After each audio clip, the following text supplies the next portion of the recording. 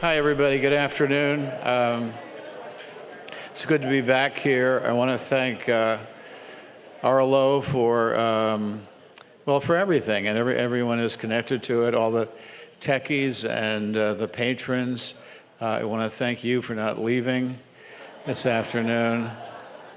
I especially want to thank Arlo for finding a place for me here under the theme, the novel.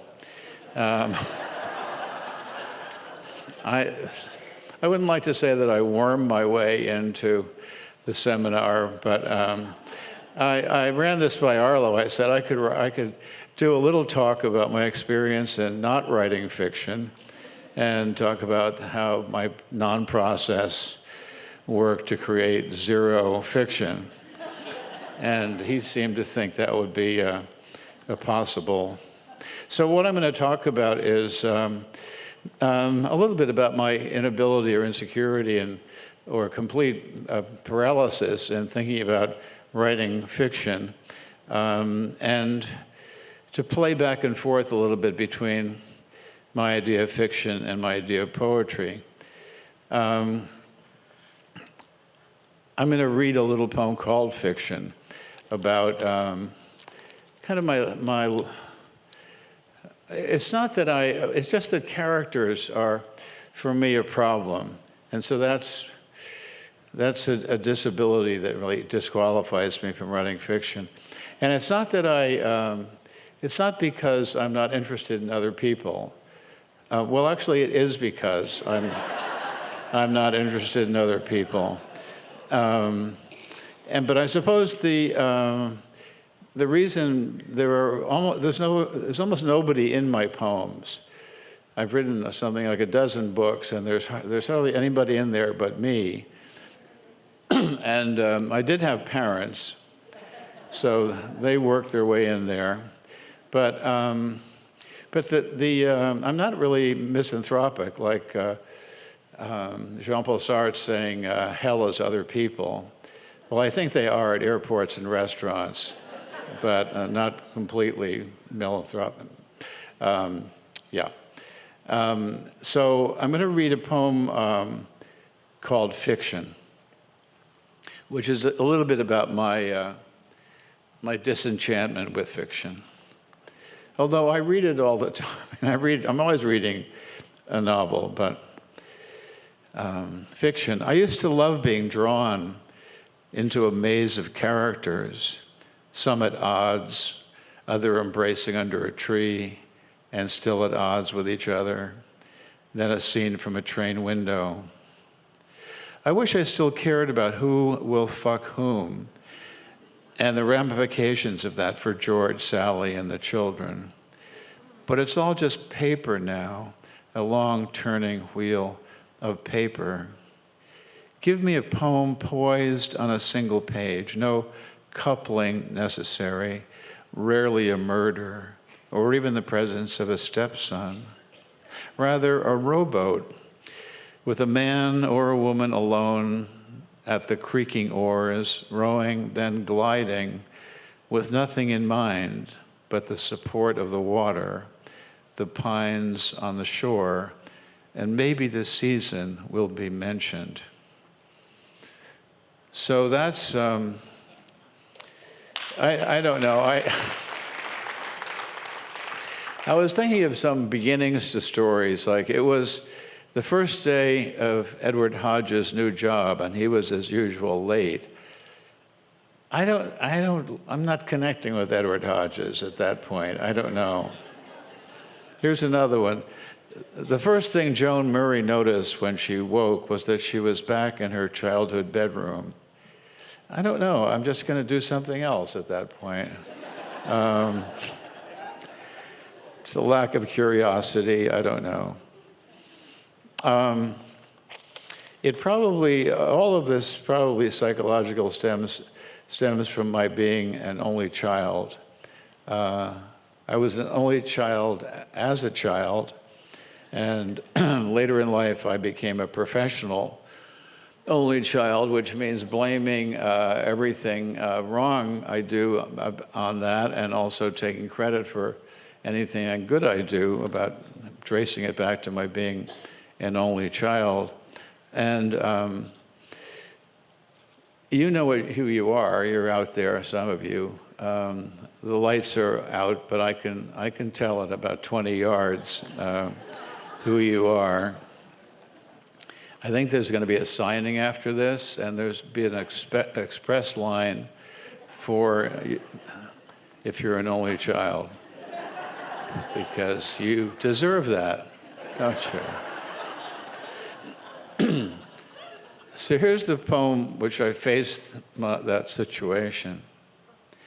Only child. I never wished for a sibling, boy or girl. Center of the universe, I had the back of my parents' car all to myself. I could look out one window, then slide over to the other window without any quibbling over territorial rights.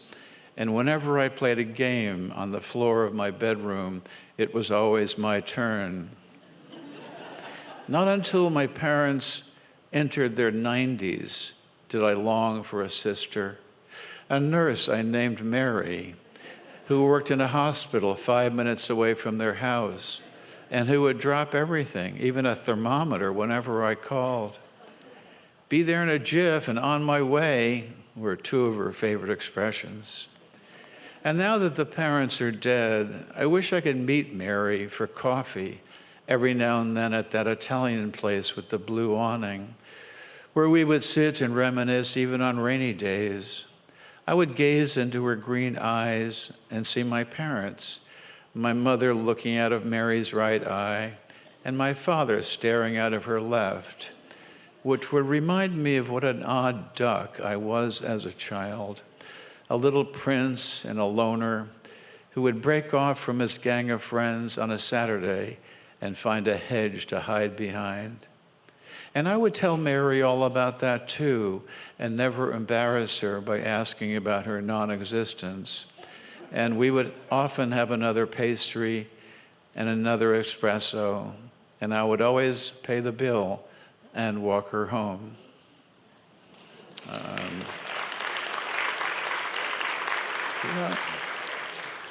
Just to stay on that subject a little bit, I mean, a lot of you are, well, if you're firstborn, then you're an only child temporarily, right? And then the other child comes along and ruins your life, basically. So here's a poem by Fleur Adcock, and it's called The Video. When Laura was born, Siri watched. They all gathered around Mom's bed, Dad and the midwife and Mom's sister and Siri. Move over a bit, Dad said. He was trying to focus the camcorder on Mom's legs and the baby's head. After she had a little sister and Mom had gone back to being thin and was twice as busy, Siri played the video again and again. She watched Laura come out, and then in reverse, she made her go back in.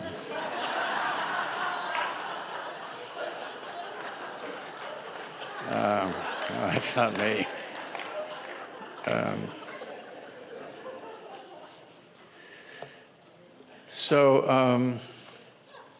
You know, there are a lot of, I don't know if a lot of people, I mean, I actually have grown to like writings about fiction than reading fiction itself, but I think there are very few epithetic definitions of poetry, the way they are of poetry.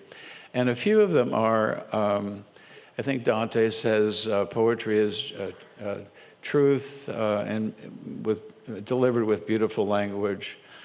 Someone called it the dancing of an attitude, meaning that moves, emotion set to measure. Those are Muriel Rukeyser and Thomas Hardy all mixed up there. Christopher Ricks said that, he gave an example, he said, the silence of the green fields is prose. The green silence of the fields is poetry. So in poetry, silence can have colors, suggesting an imaginative freedom. Henry Taylor gave probably the only completely unassailable definition of poetry. He said, poetry is an arrangement of lines whose length is determined by some principle other than the width of the page. So that's how anyone recognizes a poem. That, by the way, is a novel, right? This is a poem. You just need one of those. But that brings up an essential difference. The reflex of a poet is to turn back before you get to the right side of the page. Otherwise, you'll be committing prose. So in that sense, poetry is a prose avoidance system. But also, in turning back, a couple of things happen that may be incidental or unintentional. First of all, the poet is creating a shape on the page. A poem does have a sculptural shape to it. A prose does not. Prose fills the page. Poetry occupies a space on the page. If you think of the blank page as silence, you can say poetry is a displacement of silence. Prose writers have no interest in this. They're just filling the page because it's a completely linear experience. Charles Olson said, no line must sleep. No line must sleep. It must be wakeful and aware of the other words around it, for one thing. So in poetry, words can relate to other words that are not in syntactic or sense contact with. So a word on line 3 can suddenly echo a word on line 7. So it's more of a grid or a pattern of meaning or an acoustic room, whereas prose heads forth in a linear way. Here's a poem by Howard Nemeroff. It's just 5 lines long. The title is Because You Asked About the Line Between Prose and Poetry. It's interesting that the implication is that if you hadn't asked, I wouldn't think about it maybe. But because you asked, I will point it out.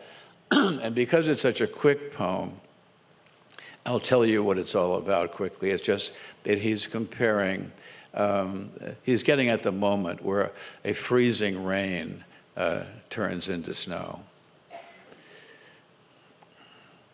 Because you asked about the line between prose and poetry, sparrows were feeding in a freezing drizzle that while you watched turned to pieces of snow, riding a gradient invisible from silver aslant to random, white and slow.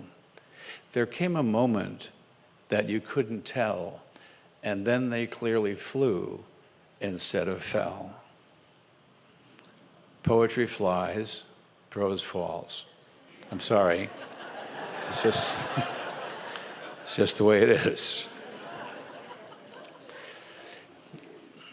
Melissa Bank, the Girl's Guide to Hunting and Fishing, she and I used to have a playful argument about the primacy of prose or poetry. And I would point out the antiquity of it and that, prose, the novel is, 300 years old, and poetry is probably prehistoric, pre-literate prehistoric. And a few other things to memorize. You can't memorize a novel. You can memorize a poem and things like that. And at one point, we were breaking off from this conversation, all playful, and going off to teach our own classes. And I'd just picture it this way.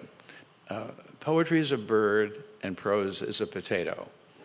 Just a simple. And we were still speaking, playful. I've written about fiction, and here's an example. It's a poem by me. It's called Fire. I'm having a swell time reading Lonesome Dove. Glad I have 400 pages to go. But this paperback is one of the 100 things around me I would not grab as I dashed into the street if the house ever decided to burst into flames. I probably couldn't find the cat for all the smoke filling the room. So let me see. Give me a minute. I should have thought of this earlier, before the fire trucks arrived and men in helmets were rushing past me.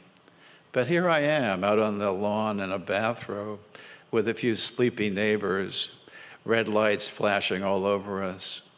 I'm holding a photograph to my chest, and the cat is sitting next to me, apparently mesmerized by the flames. I'm happy with my choice as I look down at you and me in the frame. Here's a chance for a fresh start, I figure. And as for the ashes of Lonesome Dove, I can always get another copy. Or maybe that's just where I was meant to stop reading.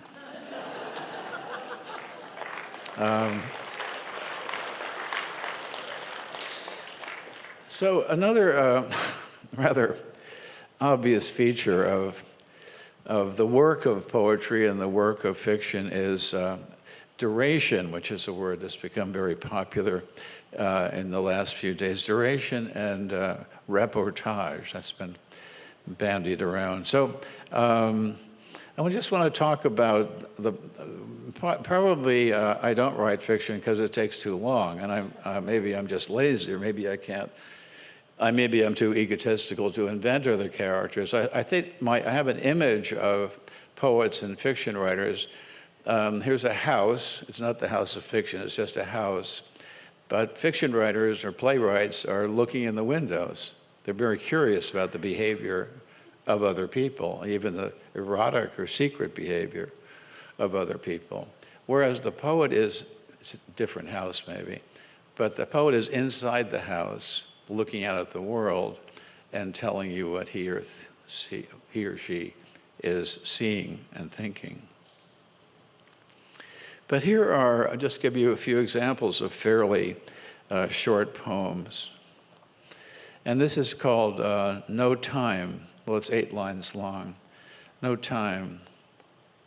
In a rush this weekday morning, I tap the horn as I speed past the cemetery where my parents lie buried, side by side under a smooth slab of granite. Then all day long, I think of him rising up to give me that look of knowing disapproval, while my mother calmly tells him to lie back down.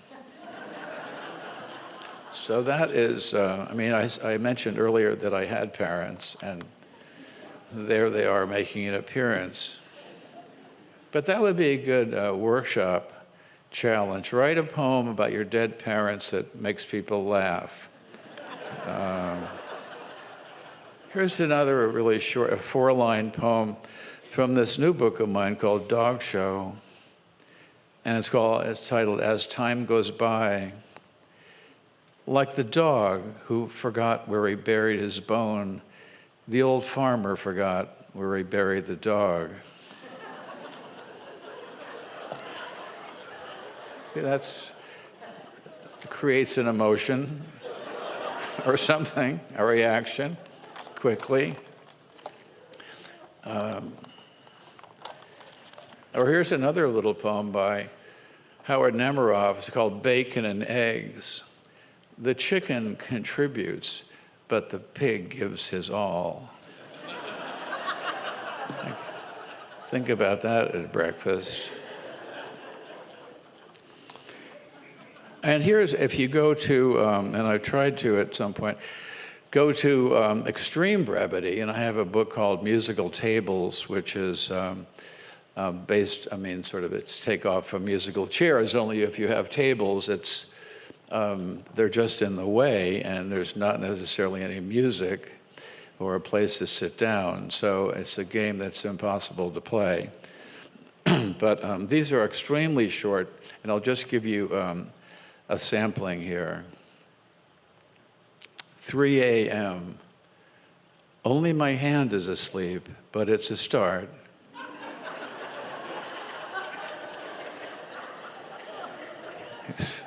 This is This is one with an important title. It's only 2 lines long, but the title is Refrigerator Light. The minute she slams the door, I stop thinking about her. It's a little harsh, you know. New York directions. It's down in the village between Bleak and Bleakest. Mad scientist. The scientist was mad because his new assistant had broken another beaker. So he invented a machine that would destroy the world.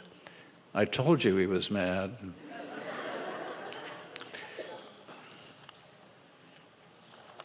The title of this one is Henry Wadsworth Longfellow. Trouble was not his middle name. I know, it's quick. Here's one called Flaubert.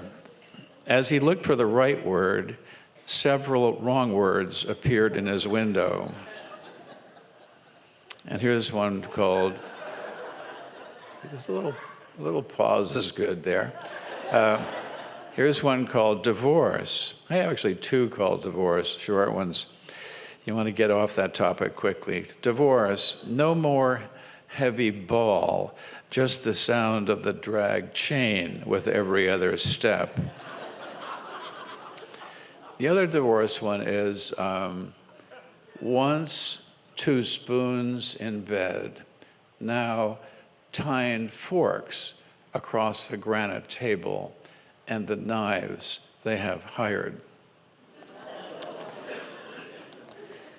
I'm staying in a great hotel here in Key West. Thank you, Arlo.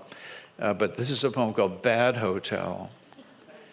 I told the woman from housekeeping, who was eager to do my room, to just come in and pretend I'm not here, which is exactly what I had been doing ever since I checked in.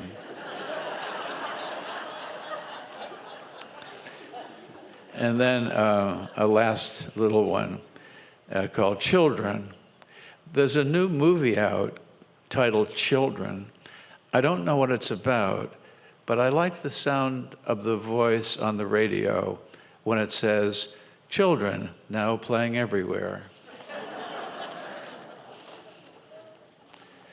And those are in a book called Musical Tables. I guess, in fiction, another difference to play with.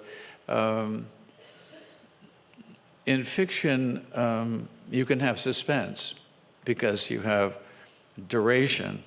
But poems are too short for that. But you can have a certain amount of surprise. Poems are known for they fit on one page, some of the best ones. And when you talk about fiction, you say it was a real page turner. Well, in poetry, if you turn the page, you'll just find another poem. So you don't want the reader to turn the pages that enthusiastically.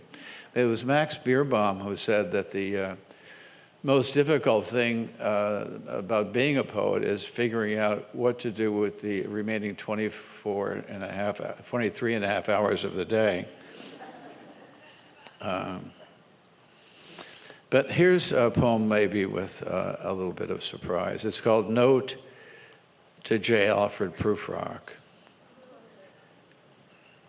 I just dared to eat a really big peach, as ripe as it could be, and I have on a pair of plaid shorts and a blue t-shirt with a hole in it, and rivers of juice are now running down my chin and wrist and dripping onto the pool deck. What is your problem, man? That's J. Alfred Prufrock.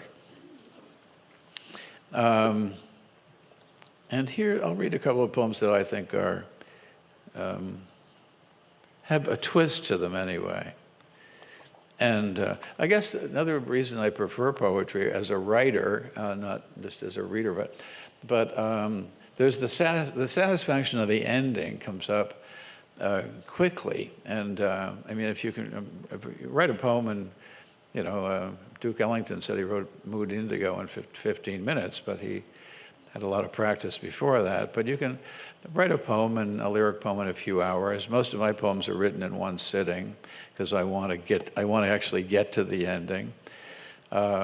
We talk about all sorts of things in the classroom, about themes and all that, and rhyme and meter. But I think what preoccupies a poet's mind is how to get out of it, how to leave, how to not turn it into a novel, for instance, or a short story.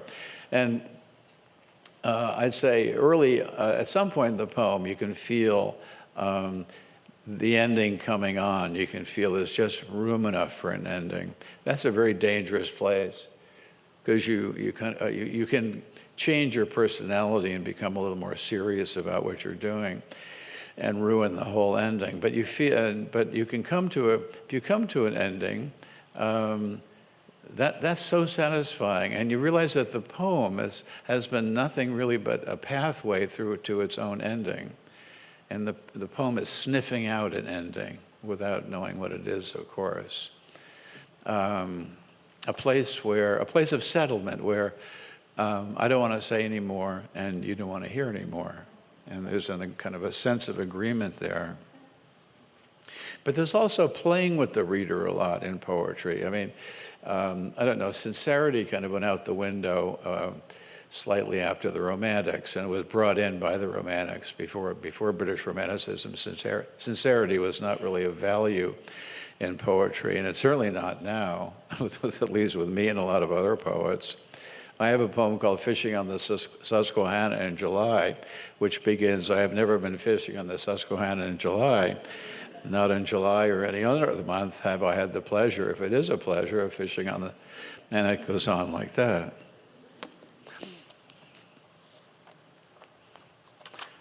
Here's a poem, another poem from this book, Dog Show, which is basically 25 poems about dogs. This is called Walking My 75-Year-Old Dog. She's painfully slow, and I often have to stop and wait while she sniffs some roadside weeds, as if she were reading the biography of a famous dog.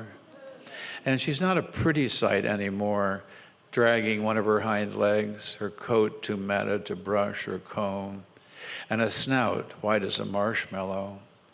We usually walk down a disused road that runs along the edge of a lake, whose surface trembles in a high wind and is slow to ice over as the months grow cold. We don't walk very far before she sits down on her worn haunches and looks up at me with her rheumy eyes. Then it's time to carry her back to the car. Just thinking about the honesty in her eyes, I realize I should tell you, she's not really 75. She's 14. I guess I was trying to appeal to your sense of the bizarre, the curiosities of the sideshow. I mean, who really cares about another person's dog? Everything else I've said is true, except the part about her being 14. I mean, she's old, but not that old, and it's not nice to divulge the true age of a lady.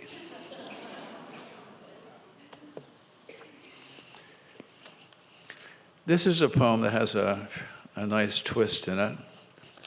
It's by a poet, Lewis Jenkins, and it's called Baloney, in very small type. Baloney. There's a young couple in the parking lot kissing. Not just kissing, they look as though they might eat each other up, kissing, nibbling, biting, mouths wide open, play fighting like young dogs, wrapped around each other like snakes. I remember that, sort of, that hunger, that passionate intensity, and I get a kind of nostalgic craving for it, in the way that I get a craving occasionally for the food of my childhood, bologna on white bread, for instance. One slice of white bread with mustard or Miracle Whip or ketchup, not ketchup, one has to draw the line somewhere, and one slice of bologna. It had a nice symmetry to it, the circle of bologna on the rectangle of bread. Then you folded the bread and bologna in the middle and took a bite out of the very center of the folded side. When you unfolded the sandwich, you had a hole, a circle in the center of the bread and the bologna frame, a window, a porthole from which you could get a new view of the world. So the changing of horses in midstream is something, what the hell with the couple? I mean, the couple reminds you of something, and bologna is not as sexy, but still, it's a nostalgic thing. What else was I going to say? We were talking about looking. We were talking about looking, and that also, I think, begins as a serious occupation of poets, looking at stuff. And kicking acorns, that's another part of the job description. I was just looking at some clouds on my back in the swimming pool this morning. I was working. It didn't look it, but I was working away. But I think you can trace it, actually, the inception of the popularity of gazing is what the Romantics called it. Not looking, but gazing. And I think the poem that begins it all is the famous Daffodil poem by Wordsworth, where he sees a lot of daffodils, and he says, yeah, really, you wouldn't believe it, how many daffodils. And when I got home, later on my couch in vacant or in pensive mood, I see them again and they flash. That's a good romantic word. They flash upon the inward eye. He begins in, the first line is, I wandered lonely as a cloud, and the second to the last line is enjoying the bliss of solitude. So basically he's trafficking through the poem from bad being alone, loneliness, to good being alone, the bliss of solitude. But it's that line, I gazed, and there's a dash, and gazed. I gazed and gazed, but little thought what wealth the show to me had brought. But that's what we do for a living, is gaze away. I gotta finish Signal, or start to finish Signal. And I think I'm gonna go back and pick up this dog book again, and I'm going to read 2 poems from it, and the poem that I'm going to end on will bring us back to the topic somehow, which we've forgotten anyway. So it's good when you're teaching to write what you're talking about on the blackboard or whiteboard, and then if you get totally lost, you can turn around and. So these are a pair of dogs, a pair of poems, both spoken by dogs, or the dog is thinking about something, and it's kind of a good dog, bad dog, which one of those things reminds me of one of my favorite cartoons. I forget who did it, but it's simply drawn. There is a dog and a cat, and they're standing on their hind legs. This is probably to make speech more credible. And the cat is saying to the dog, did you know that in ancient Egypt, we were considered spiritually advanced creatures and full of religious significance? And the dog is saying, did you know I was a good boy?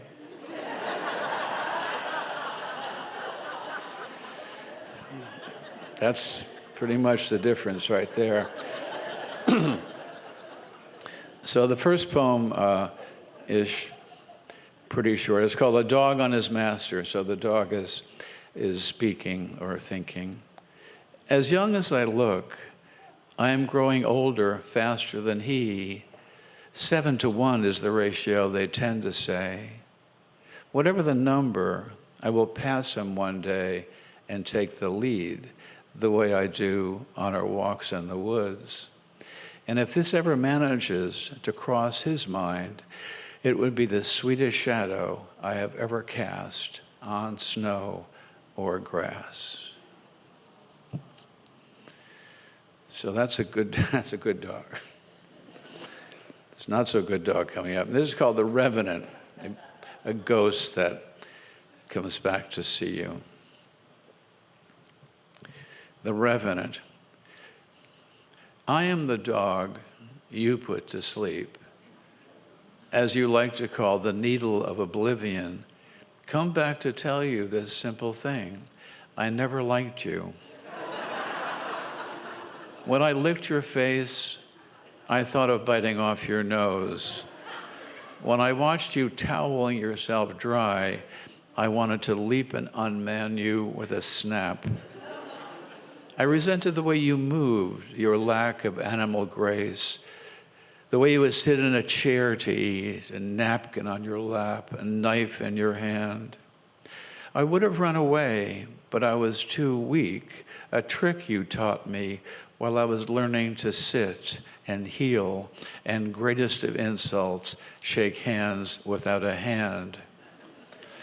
I admit the sight of the leash would excite me, but only because it meant I was about to smell things you had never touched.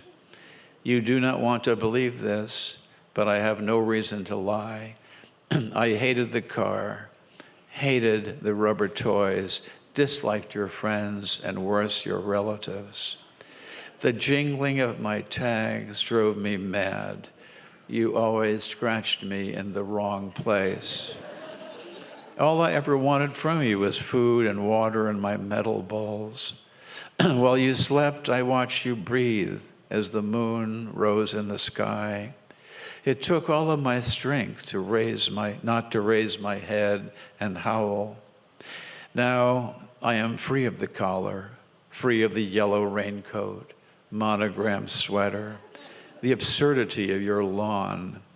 And that is all you need to know about this place, except what you already supposed and are glad it did not happen sooner, that everyone here can read and write, the dogs in poetry, the cats and all the others in prose. Thank you. Thank you.